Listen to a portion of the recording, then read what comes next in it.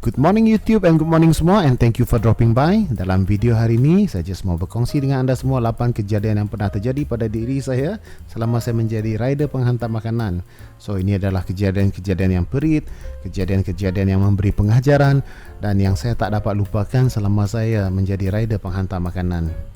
Semua kejadian-kejadian yang saya ceritakan kali ini adalah dari pengalaman saya sendiri, dan sekiranya anda pun ada pengalaman anda sendiri yang mungkin anda mau kongsikan bersama, jomlah letak di ruangan komen di bawah ya. Dan jangan lupa juga untuk support channel ni dengan like, share, subscribe pada video ni. Antara semua dalam list kali ini adalah pengalaman yang paling memenatkan selama saya buat delivery. So, lokasi ini berlaku di Blok C, Angkasa Kondominium, Taman Konot Ceras, sekitar jam 8.30 malam di penghujung tahun 2018. So, kebetulan saya dapat order dan setiba saya di kondo ni, lift dia orang rosak sebab ada pipe bocor yang menyebabkan lift tu tak dapat digunakan lah. Sekali saya tengok alamat tingkat 24 babe, jadi saya pun memang terhenti sekejap untuk berfikir. Kerana untuk naik sampai ke atas tu, kalau bagi kat mana-mana rider sekalipun, ini pasti akan sangat menyeksakan lah. Actually saya ada hubungi customer tu, mana tahu dia simpati kat saya, untuk bahagi dua kan. Saya naik separuh dan dia turun separuh. Tapi atas sebab-sebab tertentu customer tu tak dapat, jadi saya pun terpaksa lah teruskan saja sampai ke tingkat 24. So untuk naik tangga je pun beberapa kali berhenti untuk ambil nafas. Lebih kurang setengah jam jugalah settle.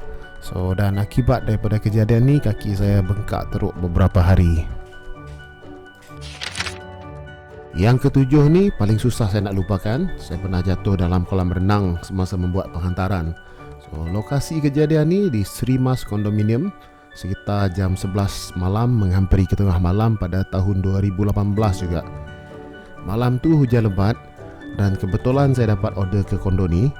Dipendekkan cerita, pada masa ni motor delivery tak dibenarkan untuk bawa masuk ke dalam kawasan kondo ni, dan kami perlu berjalan kaki masuk ke rumah customer yang terletak agak jauh dari guard house. Saya pula pada masa tu tak berapa biasa lagi dengan susun atur layout dalam kondo ni. Dengan keadaan malam gelap, kolam tu dah tutup, tiada lampu, tiada railing, hujan lebat dan langsung tiada orang di situ, saya pun terjatuh dalam kolam tu. Dengan order sekali saya terjatuh dalam kolam. So, kolam ni actually bahaya sebab tak ada railing. Bila hujan malam kita berjalan kiri kanan semua air dah naik, kolam tu langsung tak nampak lah. Perkara yang saya kira bernasib baik kali ni adalah, pertama tu saya tahu berenang, handphone saya juga terselamat sebab dalam waterproof case masa saya membuat penghantaran ni. Dan paling saya bernasib baik dan bersyukur adalah bila saya berjumpa dengan customer yang order makanan tu, dia dapat memahami situasi saya ketika itulah. Akibat dari ini actually saya ada kerugian satu power bank yang berharga sekitar RM80 pada ketika itulah.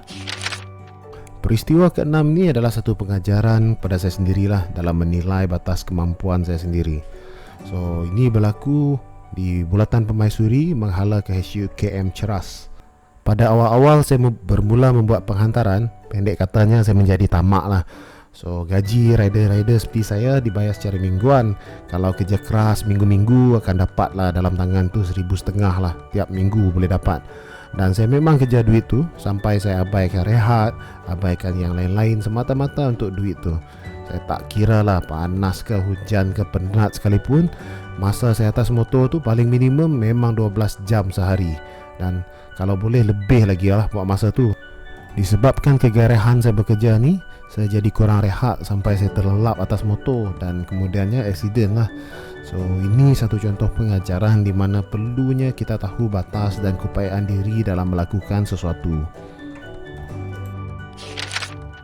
Peristiwa kelima ini adalah peristiwa yang paling menyentuh perasaan saya. Dalam kerja delivery ni, kita tidak akan tahu ke mana order tu akan membawa kita. Dan dari situlah kita akan melihat 1001 macam situasi cara kehidupan orang lain. Dan ada masanya saya hantar ke kondo-kondo mewah, ke pejabat-pejabat yang megah. Dan ada juga masanya kita melihat sisi-sisi gelap dan sisa-sisa kehidupan orang lain. Dan ini mengajar saya tentang betapa berharganya kehidupan kita ini.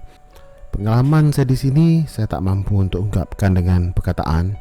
Cuma seperkara adalah Jangan sesekali abaikan orang tua kita atas apa sekalipun alasannya. So, peristiwa keempat ni berlaku di Balakong pada awal tahun 2019 lah. So, pada masa tu zon Balakong baru saja dibuka untuk penghantaran lah. Dan saya pun belum lagi begitu biasa dengan kawasan-kawasan penghantaran di sini pada waktu tu. So, ini actually customer tersalah bagi location je lah. Tapi cemas jugalah saya bila pin tu ngam-ngam depan batu nisan.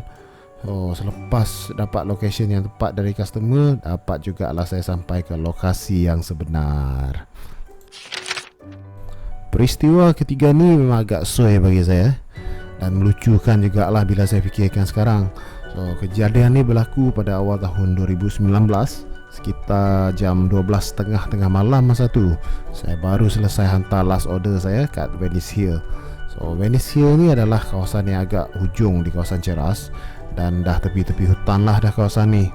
So, selesai je saya buat penghantaran saya malam tu, saya pun terus nak balik lah. And time saya turun bukit Venice ni, tiba-tiba ada babi melintas. Mak ai.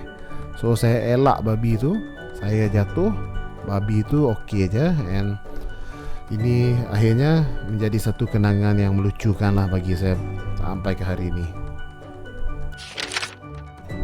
Peristiwa kedua ni peristiwa yang semua rider penghantar makanan akan rasa. So, masa ni saya dapat order di Bandar Tun Razak. So, ini merupakan rekod paling lama saya tunggu di kedai untuk order tu siap. So, saya terpaksa tunggu lebih kurang 2 jam saya duduk menunggu order tu. Dan memang luar biasa, tapi punca masalah dia sebenarnya simple.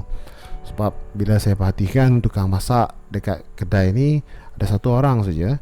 Dan pada masa tu customer dia berpusu-pusu datang. So, saya pun tak reti nak bantu dia macam mana. Cuma mampu bersabar, tunggu saja sampai dia mampu untuk siapkan order tu semua. Yang terakhir ni pula adalah sambungan daripada peristiwa sidai 2 jam tu. So, selepas keluar je order, saya memang terus bergegas ke alamat customer tu. Bila saya sampai ke customer ambil makanan, dia bayar cash dekat saya. Dan depan-depan saya juga dia campak makanan tu ke lantai. Memang menyedihkan actually. Dalam situasi tu actually saya agak terasa seolah-olahnya saya yang dipersalahkan.